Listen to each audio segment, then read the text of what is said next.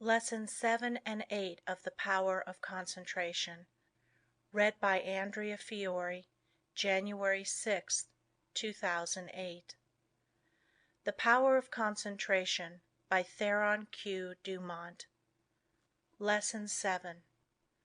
The Concentrated Mental Demand. The mental demand is the potent force in achievement. The attitude of the mind affects the expression of the face, determines action, changes our physical condition, and regulates our lives. I will not here attempt to explain the silent force that achieves results. You want to develop your mental power so you can effect the thing sought, and that is what I want to teach you. There is wonderful power and possibility in the concentrated mental demand. This, like all other forces, is controlled by laws. It can, like other forces, be wonderfully increased by consecutive, systemized effort. The mental demand must be directed by every power of the mind, and every possible element should be used to make the demand materialize. You can so intently desire a thing that you can exclude all distracting thoughts. When you practice this singleness of concentration until you attain the end sought, you have developed a will capable of accomplishing whatever you wish. As long as you can only do the ordinary things, you will be counted in the mass of mediocrity. But just as quick as you surpass others by even comparatively small measure, you are classed as one of life's successes. So if you wish to emerge into prominence, you must accomplish something more than the ordinary man or woman. It is easy to do this if you will but concentrate on what you desire, and put forth your best effort. It is not the runner with the longest legs or the strongest muscles that wins the race, but the one that can put forth the greatest desire force. You can best understand this by thinking of an engine. The engine starts up slowly, the engineer gradually extending the throttle to the top notch. It is then keyed up to its maximum speed. The same is true of two runners. They start off together and gradually they increase their desire to go faster. The one that has the greatest intensity of desire will win.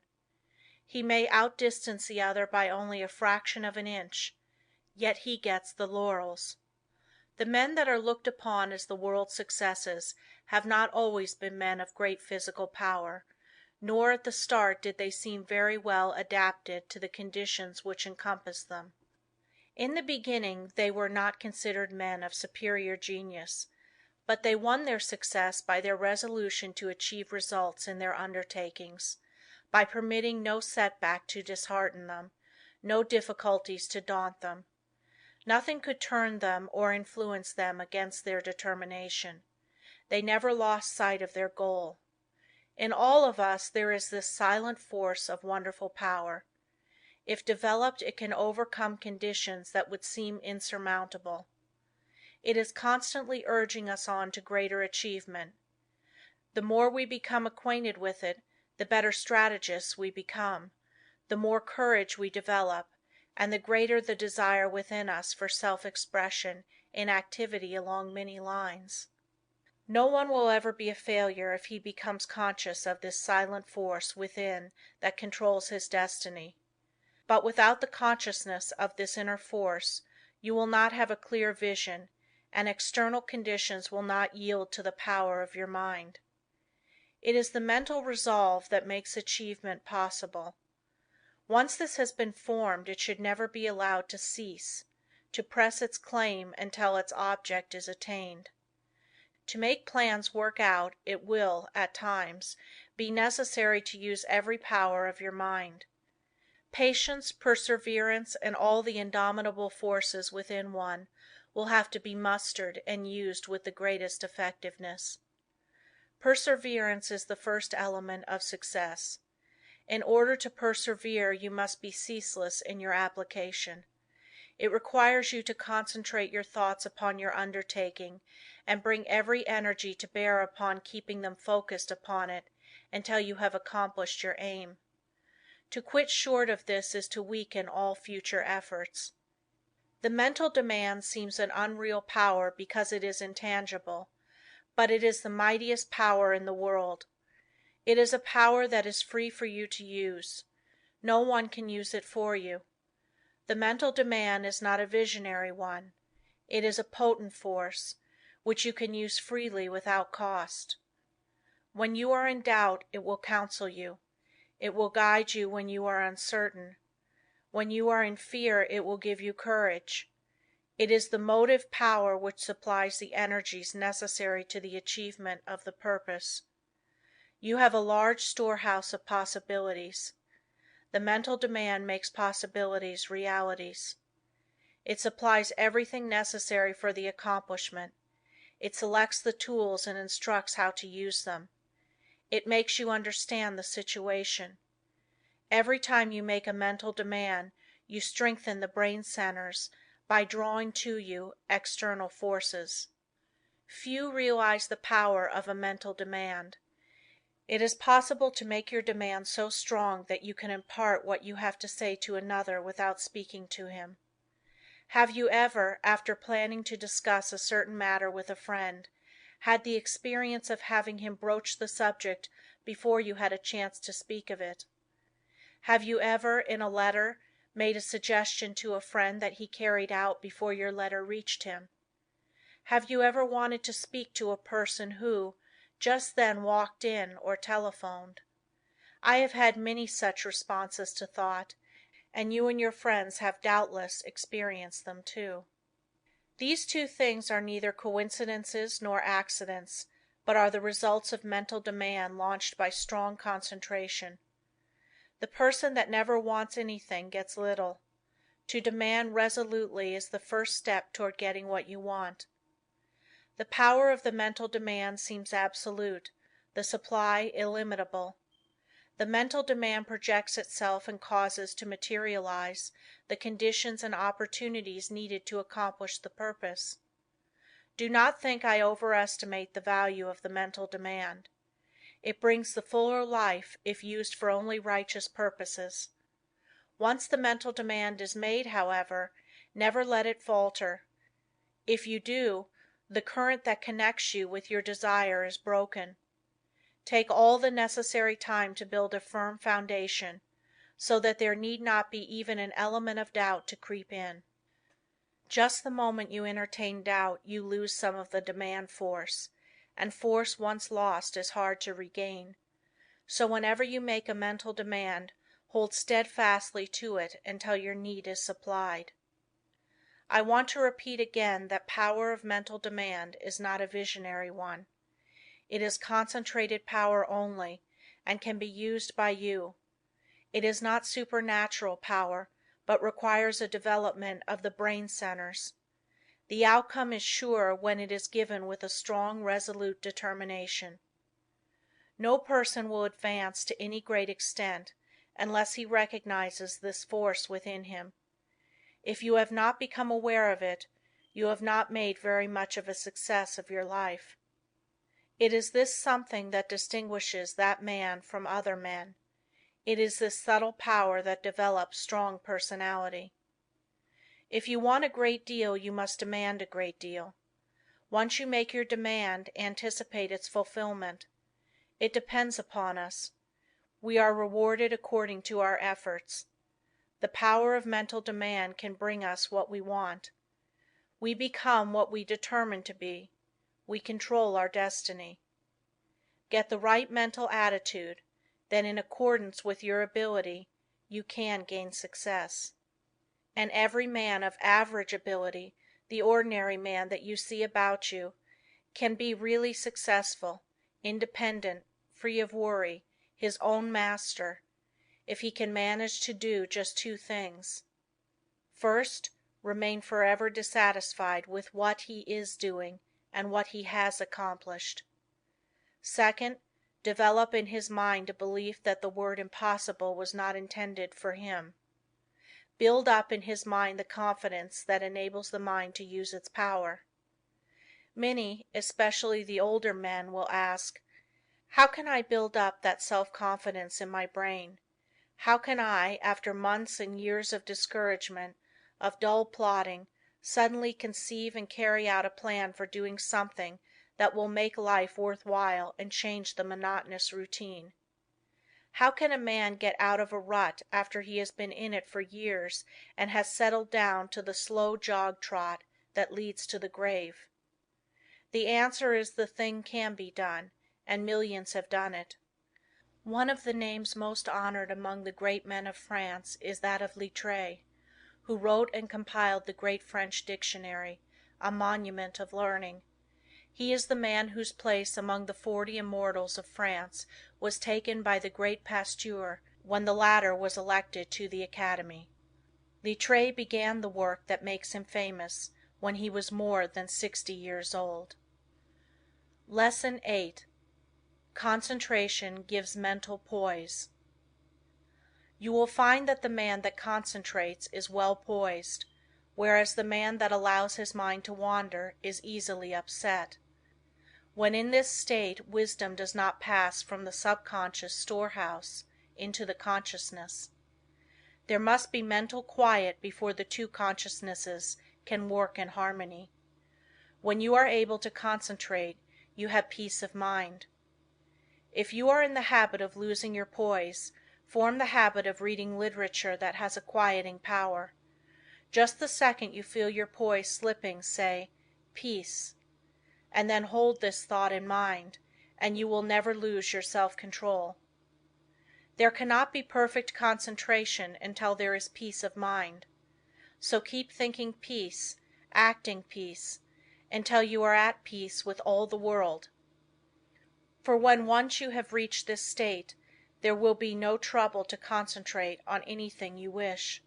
When you have peace of mind, you are not timid or anxious or fearful or rigid, and you will not allow any disturbing thought to influence you.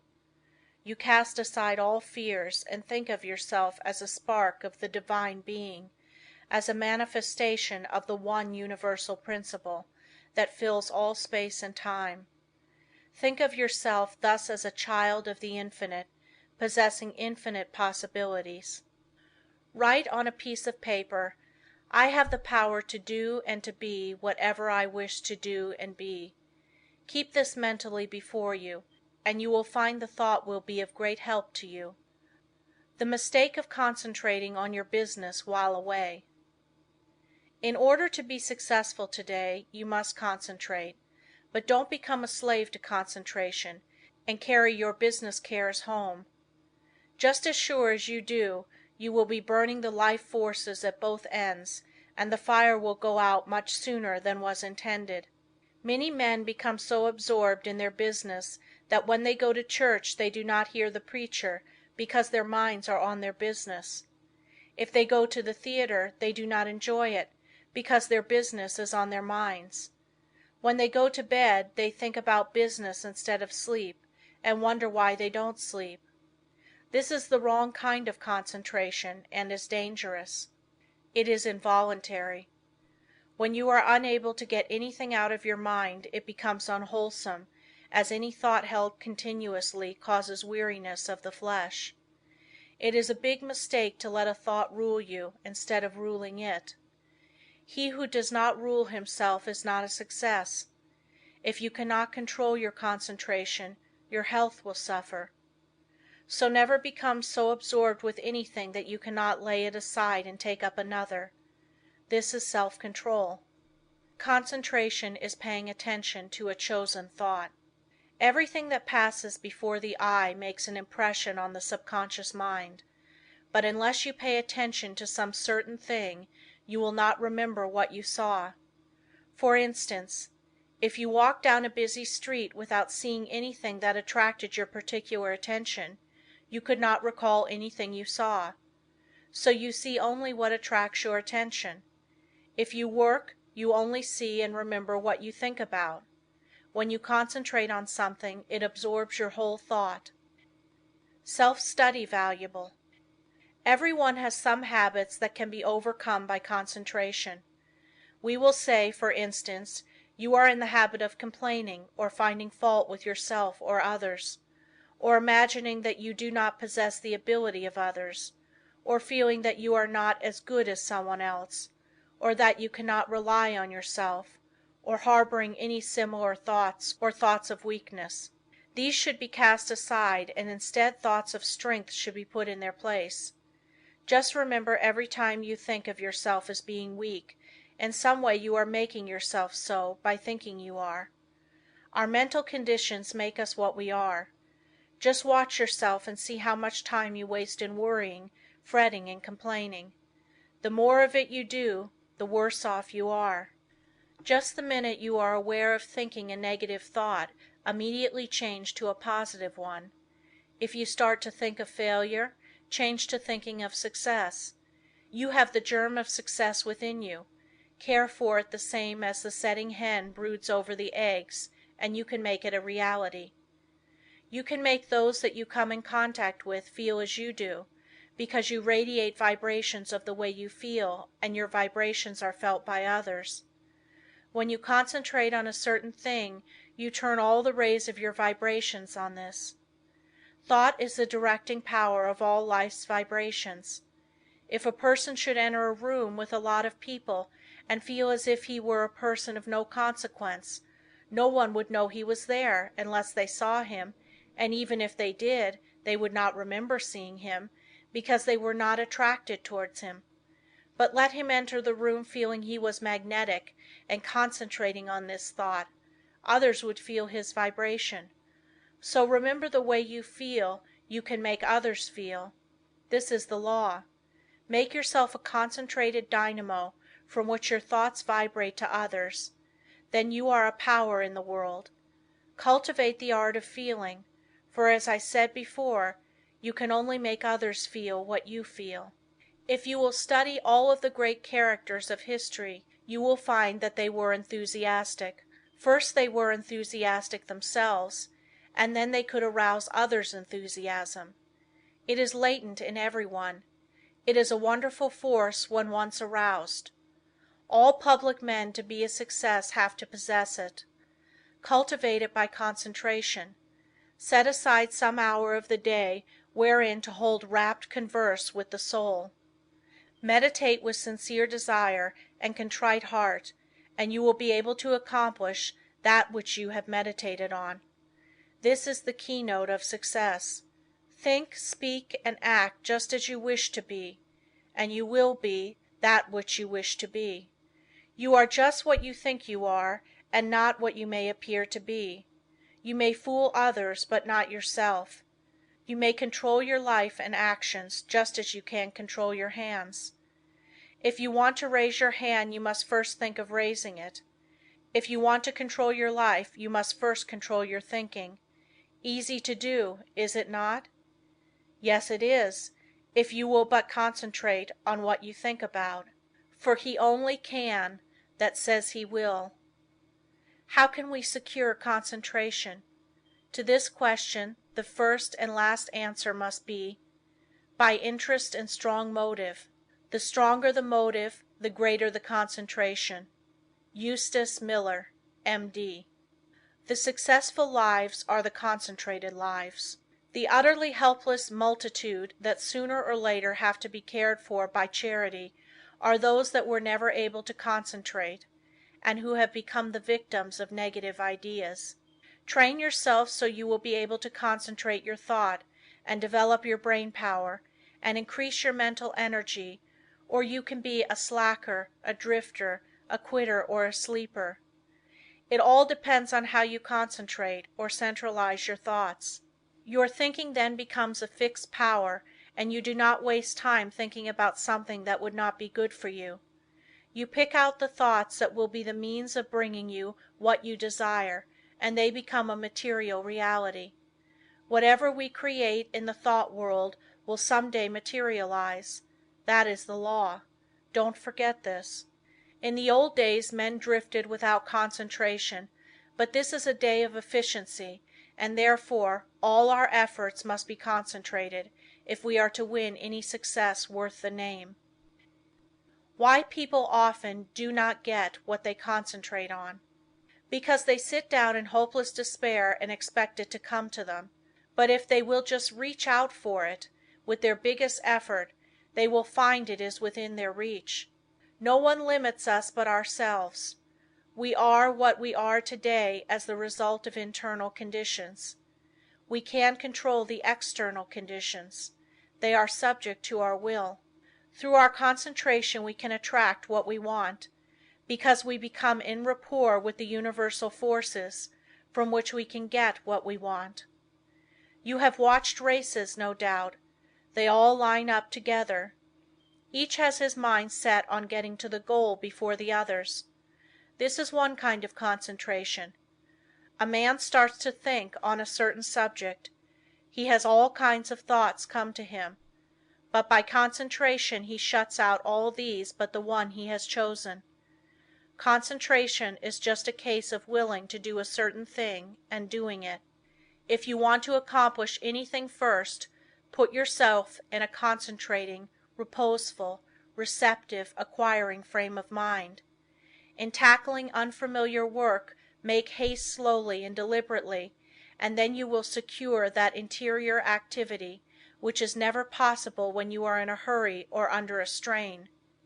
When you think hard, or try to hurry results too quickly, you generally shut off the interior flow of thoughts and ideas. You have often, no doubt, tried hard to think of something but could not, but just as soon as you stopped trying to think of it, it came to you. End of Lesson 8.